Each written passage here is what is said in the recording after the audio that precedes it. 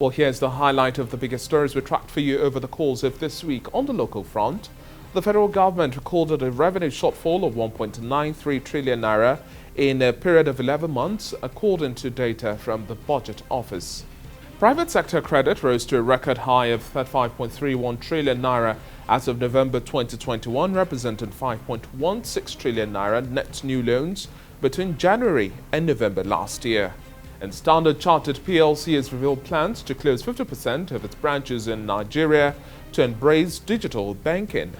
On the international front now, Federal Reserve Vice Chair Richard Clarida, the second in command at the U.S. Central Bank, who led its comprehensive monetary policy framework review, is set to resign on the 14th of this month.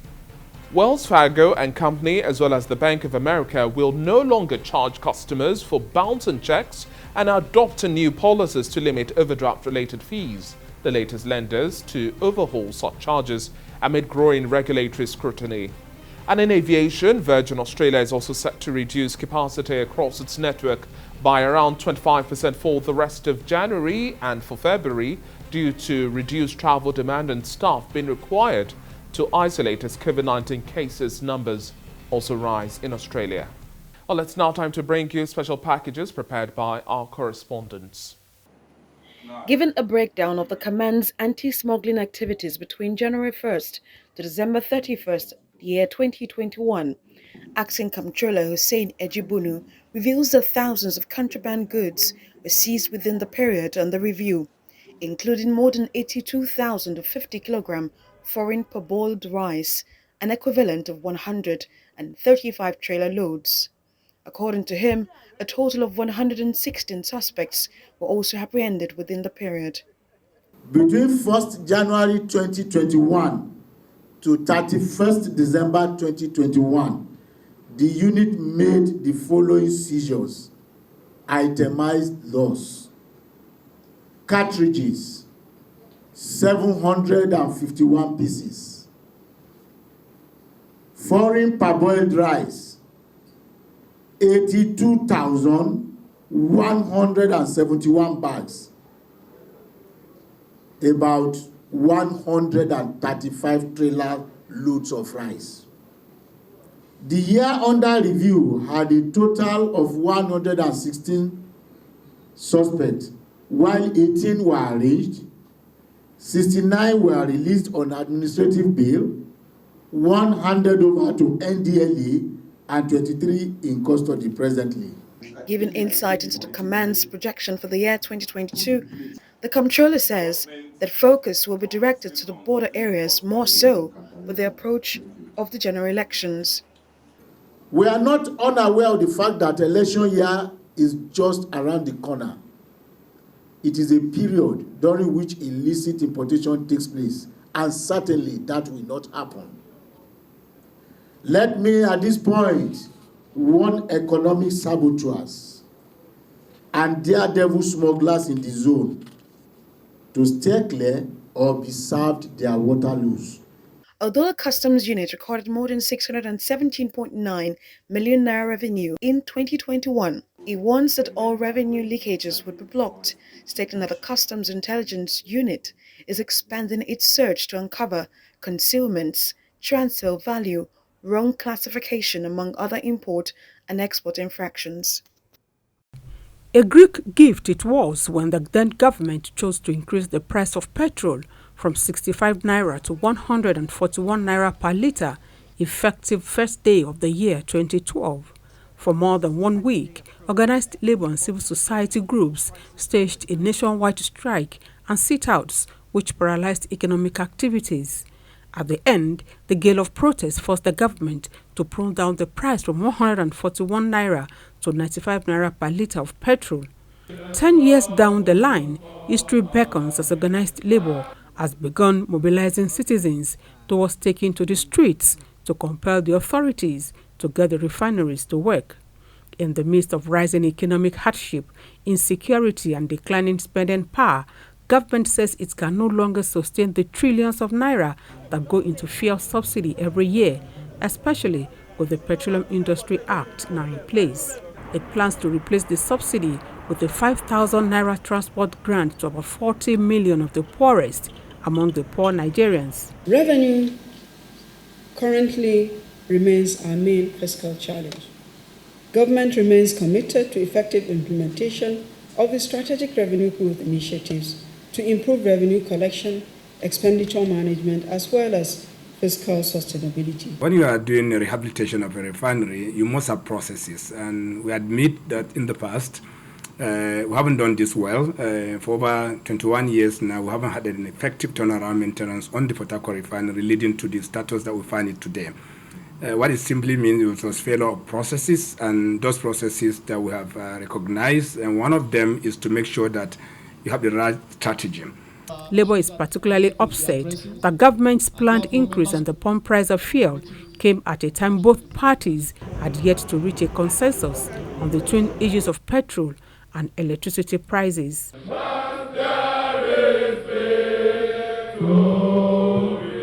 Organized labour is determined to hold nationwide rallies on January the 27th and February the 1st ahead of a nationwide strike. This will closely be followed by a national protest, which will take place on the 1st of February 2022 here in Abuja. This is to send a very strong message that the policy of either removal of subsidy or what they call the regulation, which will result to hike in the price of PMS, and we are aware that already is being proposed to be pegged at 380 to 408 naira per litre. This certainly will send many workers, many Nigerians and their family to their early graves. It also advises the authorities to adopt effective economic policies to stop hyperinflation in the prices of basic goods and services, while the government argues the huge amount to be saved will be used to fund critical projects. Many citizens believe keeping the fuel price low is the only benefit they derive from the country. Why are we paying for subsidy in the first place? Why can't we start looking at addressing the issues of our refineries? Why can't we start looking at, in every geopolitical zone, or even in every state, why can't we start looking at having a monocular refinery? The president should look into it. The Senate president and his members, speaker and his members, should look into it critically and then find a solution. We are already in a hardship. When you look at the reasons thereof and the issues Labour have put on ground, it is something that what everybody to join. Where lies the way out? Issa Aremu is a veteran Labour activist and currently the Director General, Michael Imodu Labour Institute in Ilorin, the Kwara State capital. He says social dialogue remains the only way forward. Labour has raised concern about the implication of deregulation for workers' income, for availability of products. Labour has also been very strong to say that it's time for us to fix refineries, that we should stop importing what ordinarily we could have produced at home. Those are legitimate concerns of Labour. Of course, the government has also articulated its view to think social dialogue can provide the basis for everybody to look at what the facts are. But I think at the end of the day, we can have a win-win solution to all this. Neither the government nor organized labour is backing down as the effective date for the commencement of the new price regime of petrol draws closer by the day. The expectations of many Nigerians is that both parties will find a meeting point that will be most favorable to the people who are already economically traumatized. Joke Adisa, TVC News, Abuja. And now it's time to bring you the feature on the show today as we take a look at the global and domestic outlook for the petroleum sector for the year 2022. Many thanks for still staying with us. Let's now deal with the crux of today's discourse. Global crude oil demand is expected to exceed global oil production for the 6th quarter in a row before supply and demand finds a relative balance in the 1st quarter of this year, likely giving rise to limited upward price pressure in the coming months, and that's according to the U.S. Energy Information Administration in its latest short-term energy outlook. Now, the U.S. Energy Information Administration also raised its Brent spot average price forecast for this year in its January short-term energy outlook, and this is looking at the organization putting Brent spot prices at an average of $74.95 per barrel this year, which marks about a $4.90 increase on its previous 2022 projection of $70.05. Well, joining me now to discuss this and much more virtually, I have Temitope Kolade. He's the Senior Manager of Power, Oil and Gas Unit of Anderson. Thank you very much for joining us on the show today. Thank you, David, for having me. Now, if our demand assumptions prove correct, an additional 3.5 million barrels per day of supply will be needed in the year 2022. At the very least, now the supply is likely to come from OPEC, Russia and the United States, with OPEC really having the largest potential. Let's analyze the outlook of oil prices, which is set to remain positive this year, but with limited new supply as well as growing demand versus the highlights of oil crude prices that we saw last year, the trading and pricing. Your thoughts around all of these different indices? I think you've said it right to say that, yeah, we've got some recovery, especially towards the end of 2021. For instance, you find that Brent crude posted its biggest annual gains at about October 2021, reporting $86.7 per barrel, as against when it started in the year with $52 per barrel. So that's showing us a great positive sign for the year, right? And for the petroleum industry altogether. And that's no doubt as a result of the increase in demand. So the question will then be, do we have enough supply to take care of that potential demand that we expect for 2022? We can't say a perfect yes for that. And the reasons are very clear. For some reasons, supply towards the end of the year and during the COVID period has just become more stable. But in terms of supply, not so much spending is going into the shale industry in the US because of the stability of production that we've seen also from the OPEC countries. It's unlikely that would have enough supply to take care of the demand that we foresee for the year. So in reality, it might be that the gains that we reported would continue to stabilize in terms of the price of oil for the year, except that, again, we see Omicron playing some role in all of this conversation. So I would say it's neither a yes or no, but I am very optimistic that we'll continue to see some good growth with the oil price. It will take some time for us to see investment getting to the level where supply can really counteract the demand that we foresee if the demand goes the way of OPEC or the International Energy Agency. Now, there are three main risks we have to put in very clear terms right now to oil demand for the year 2022. The markers for the year. One, if there is a return to widespread mobility restrictions, if COVID-19 disrupts travel movements again. A second is looking at a fall in demand from a short-term price spike. And the third likely reality we might likely see this year is a weakening of growth due to supply chain disruptions in the best and worst case scenarios now.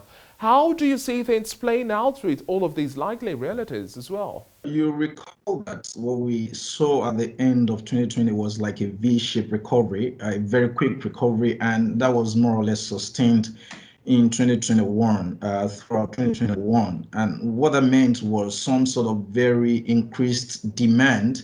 Of course, inflation was also impacted. Right. We see, like you mentioned, some sort of restrictions to movement that has played out along the line. And if we see those sort of mobility restriction continuing, it means that it would definitely have very negative impact on demand, especially with respect to energy. Right. But what I see today is based on reports that about 210 countries have issued some sort of 996 exceptions enabling mobility. So I think that generally nations also are careful about imposing restrictions that would altogether put economic activities to a halt. So as much as we see the restrictions coming, we also see situations where there are exceptions to those travel restrictions. So the other point is about the short-term price spike. I think, like you said, it's going to be a short-term sort of change. I think it won't be sustained for so long. Would expect that there will be investment to also take care of whatever spike, and there is a bit of inventory too that we have in stock to take care of the demand that is growing. And of course, the issue about supply chain, that's very likely as a result of labor force. Many people don't want to come out for work, and so we see that supply chain restriction. But as we see vaccination getting increased with respect to COVID, the expectation for me is also that there will be some movement around and people would, and I think that the supply chain professionals are very concerned about the low supply chain or the low performance in the previous year. And it's expected that in this year we could be having things around overcapacity. So we have to deal with that. And now bringing things contextually back home, Nigeria, key OPEC member, has also struggled to meet its oil allocation from the producers group, with flows of the once key export-grade bonylite now trickling out with significant delays.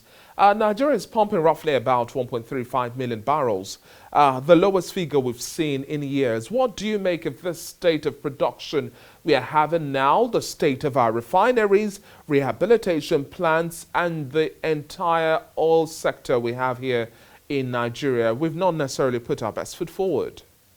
Thank you very much, David. This question of our refineries is more or less a perennial issue, and it's worse when we think about the setbacks with respect to production. And the setbacks that we are experiencing with production is more of operational, as well as sabotage of the key pipelines, right? Investors are complaining about crude thefts because it's also threatening their investments. There are security issues and a couple of other issues that are threatening production in Nigeria, right? Indeed, I'm optimistic that with the rehabilitation of these refineries, we will then need to stimulate production, because at the moment our production is not even at the level we expect. If that is the case, that means we can meet export demands, talk less of local demands at the refineries. It then means that it's important that we deal with those security issues, we deal with crude theft issues, we deal with the implementation of the Petroleum Industry Act to stimulate investment and to ensure that we are able to pump as much crude into our refineries as well as meet the OPEC demand. Are you also one of those who is optimistic of Dangote refinery coming to bear, and also looking at Bois also coming to change the game, redefining the landscape of oil and gas in Nigeria, and also bringing down the energy cost? Are you optimistic about this? I would say I'm cautiously optimistic about that. And the reason is because that project is a gigantic one, right? The expectation from some quarters is that when you want to deal with refineries, especially when we see what's been done in some other nations such as Japan, they have more smaller refineries than a very huge one that would address the issues of the nation, right? But again, since it's been handled from a private sector player, the expectation is that some efficiencies will be put in place, and that it would indeed help to deal with some of the demand that we have, if not overall. But in terms of driving down price, I'm not sure about that. I'm not sure it's going to bring down energy costs, at least in the short run. And the reason is because a private sector player is getting in the business also for profit, and it's important that we then look at what the price of crude is, what the factors of production are, to come up with what the price would be. So the expectation overall is that we could even have a situation, if some of the endemic issues that we have in the country continue to go on, that the cost of production could even be more than what you see outside Nigeria in certain situations. And if that is the case, it might be better, especially if we don't have issues like subsidy dealt with in Nigeria, that even the refinery that we have at the local level could be supporting export markets rather than the local markets. Let me also have your thoughts around modular refineries. Some say that's the way to go. You've just highlighted one instance. For modular refineries, very good options. Again, if you step back to a bit of the comments that I made earlier, that in some countries like Japan, where we have smaller refineries, and that's what the modular refineries do. But again, we need to consider the pricing, because the pricing is very key. The pricing of the product is very key to whatever results we expect from the modular refineries. But the expectation really is that we'll continue to see some improvement as a result of those modular refineries. But so far, not so many success stories with the modular refineries. We see one that is very classical in Imo State. But other than that, very few others. Some people have gotten those licenses, but they don't have the right motivation to proceed, especially when you think about the pricing of the products in the long run. So it's important that we deal with our policies around subsidy management in the country if we're going to see some progress with the modular refineries. Okay, now we are gradually wrapping up the conversation. We are expecting fuel subsidy removal coming to bear following the implementation of the Petroleum Industry Act. It is clear the subsidy regime is unsustainable, but there have also been mixed reactions to this. The call for appropriate social cushions, not this 5,000 naira token to 40 million Nigerians. Another question is, who are these Nigerians to benefit from this? We don't necessarily work with big data here if you want to put things clearly. And we also have another school of thought that is calling or believes in a further extension of the subsidy regime and its economic impact due to the impact on the masses once the price surge takes effect. What's your take on these two notions? Okay, if we consider that 2022 is leading us into an election year, I would think that we might expect some sort of extension with respect to as the subsidy removal. But if it's purely economics, I think that the government may be looking at removing subsidies in the current year, or at least reducing subsidy in the current year. However, I think it's also important to think about it, this issue of subsidy more critically about the social dimensions, right? So the concern for me is really how we manage our subsidy system, right? We've heard about removing subsidy from diesel, and it's been done for quite some years now. The question is, what have we done? The plan was to revamp our refineries with the gains from the removal of the subsidy. How much of that have we seen? So managing the subsidy is what is very critical. As much as we consider removing subsidy, it's then important to say, are we going to have quick wins that will give us some sort of economic stability once we have that subsidy removal? Are we going to have the management of the gains from the subsidy removal directed and appropriated the way we want it as a nation and for the common good of everybody in the country? That's for me what the issue is. We also need to be careful that whatever tokens, 5,000 tokens that we think we want to give to 40 million Nigerians is not misdirected, and it's not essentially for some other benefits that are not that are misdirected, I would say.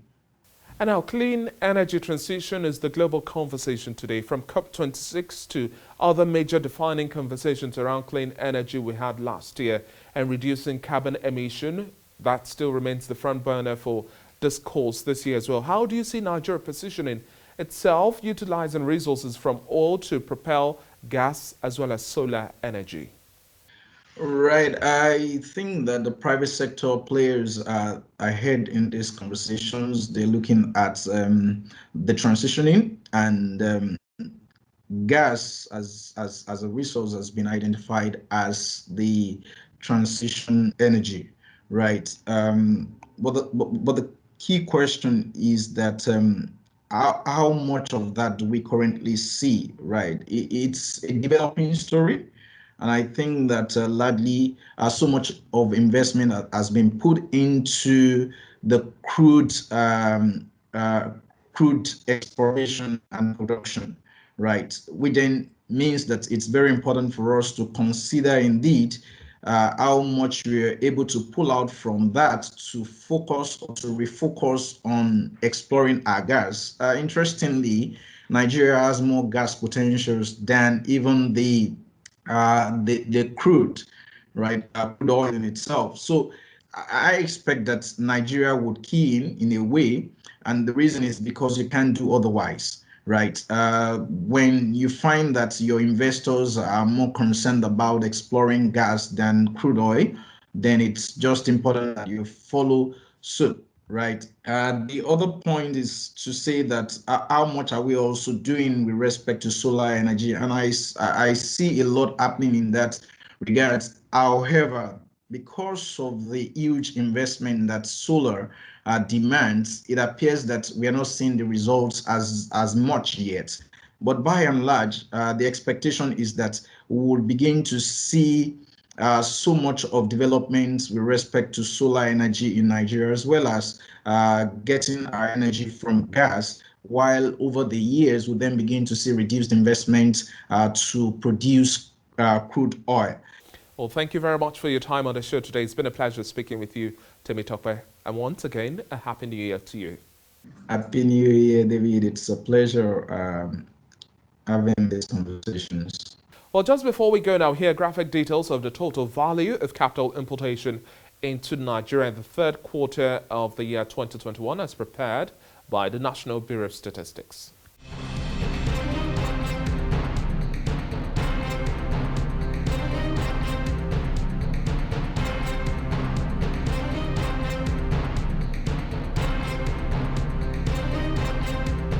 And on that note, it's an end to this edition of Business Week. Many thanks for watching so far. Enjoy the rest of your weekend. I'm David Alabi. Bye for now.